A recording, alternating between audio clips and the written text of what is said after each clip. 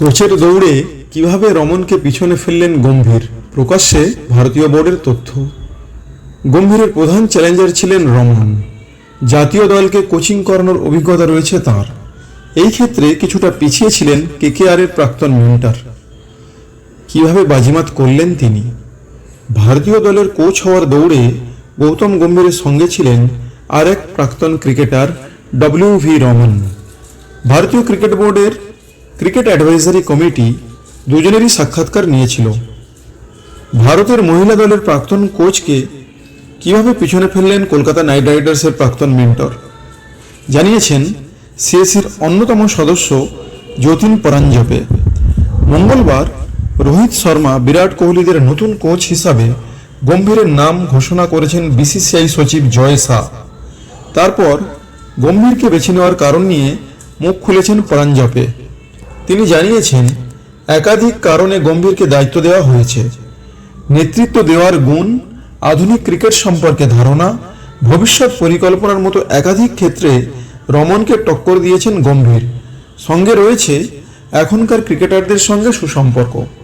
2007 এবং 2011 সালে বিশ্বকাপ জয়ের অভিজ্ঞতাও গম্ভীরের সঙ্গে গিয়েছে। পরাঞ্জপে বলেছেন, এমন একজনকে আমরা কোচ হিসাবে বেছে নিতে চেয়েছিলাম যাকে ক্রিকেটারেরা সম্মান করবে। এটা নির্ভর করে সংশ্লিষ্ট ব্যক্তির অতীত রেকর্ডের উপর। গম্ভীর তেমনই একজন প্রাক্তন ক্রিকেটার। ও সবসময় জুনিয়র ক্রিকেটারদের কাছে সম্মান পেয়েছে। খেলোয়াড় জীবনে বারবার বড় ম্যাচে পারফর্ম করেছে। 2007 এবং 2011 সালের বিশ্বকাপের কথা সকলের মনে রয়েছে। এই দুই প্রতিযোগিতায় একাধিক গুরুত্বপূর্ণ ইনিংস রয়েছে ওর। গম্ভীরকে কোচ করার অন্যতম প্রধান কারণ এটা। এছাড়াও গম্ভীরের মতো দেশভক্ত খুব কম হয়। দলের স্বার্থকে সবসময় অগ্রাধিকার দেয়। এই তিনটি বিষয় সিএসি সদস্যদের সবচেয়ে বেশি প্রভাবিত করেছে। কোচ নির্বাচনের ক্ষেত্রে অতীত রেকর্ডকে সর্বাধিক গুরুত্ব দেওয়া হয়েছে এমন নয়, ভবিষ্যৎ অনুমান করার চেষ্টা করেছেন সিএসির সদস্যরা।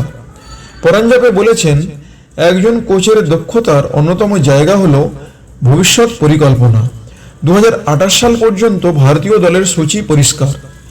ইন্টারন্যাশনাল ক্রিকেট কাউন্সিলের ফিউচার ট্যুর প্রোগ্রাম বা এফটিপি দেখলে সকলে বুঝতে পারবেন কটা টেস্ট, কটা একদিনের ম্যাচ বা কটা টি20 ম্যাচ খেলতে হবে, সবকিছুই পরিষ্কার। যিনিই কোচ হন তার পক্ষে ভবিষ্যতের পরিকল্পনা এবং সেই মতো দলকে প্রস্তুত করা কঠিন নয়।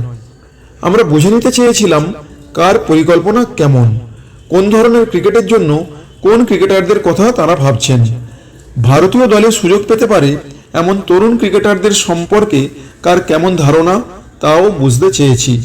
চলতি বছরের শেষে আমরা অস্ট্রেলিয়া সফরে যাব। আগামী বছর ইংল্যান্ড সফর রয়েছে।